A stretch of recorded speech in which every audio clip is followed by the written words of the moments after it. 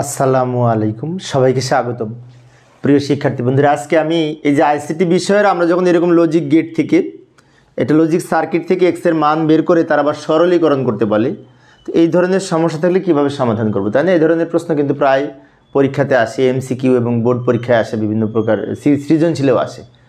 তো ভালো করে লক্ষ্য করি, এখানে এ বি সি তিনটে ইনপুট, এগুলির মাধ্যমে এগুলি তৈরি করা হয়েছে। এখানে 1 2 3টা লজিক গেট আছে। এটা অ্যান্ড গেট, গুণের জন্য অ্যান্ড গেট, এটা অ্যান্ড গেট, আর এটা হচ্ছে অর গেট। অ্যান্ড গেট গুণের কাজ করে আর অর গেট যোগের কাজ করে, এগুলো তো আমরা জানি।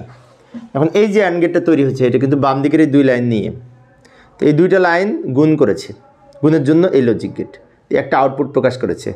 এই যে আউটপুটটা প্রকাশ করেছে, এই আউটপুটটা বলতে পারি এইটার এটা গুণফল। তো এটা হচ্ছে এ, এটা হচ্ছে বি, তা এ আর বি গুণ করে এটা এ বি প্রকাশ করেছে আউটপুট হিসেবে।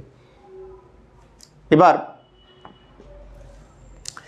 এইটাই আসে, এইখানে আবার 1 2 3 লাইন গুণ করেছে, গুণ করে একটা আউটপুট প্রকাশ করেছে।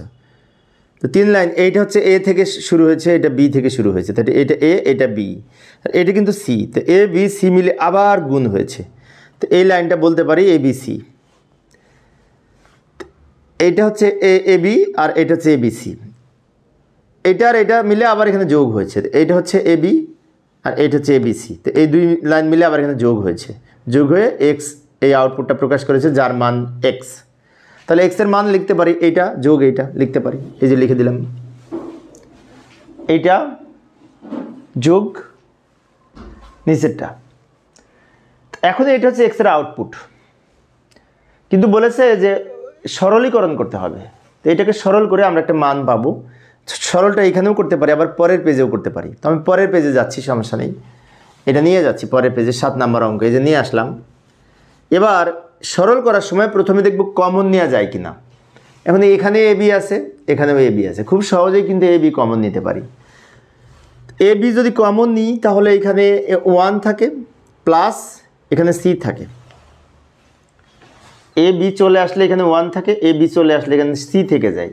তো 1 প্লাস সি এর মান কিন্তু 1, এটা আমরা জানি। তাহলে আমরা লিখতে পারি এ বি ইন্টু এটার মান 1, এটা লিখতে পারি কিন্তু, এই যে 1 প্লাস সি সমান 1, এটার মান 1। এখন এ বির সাথে 1 গুণ করে এ বি হয়। তো ফাইনালি উত্তর হলো আমাদের এ বি।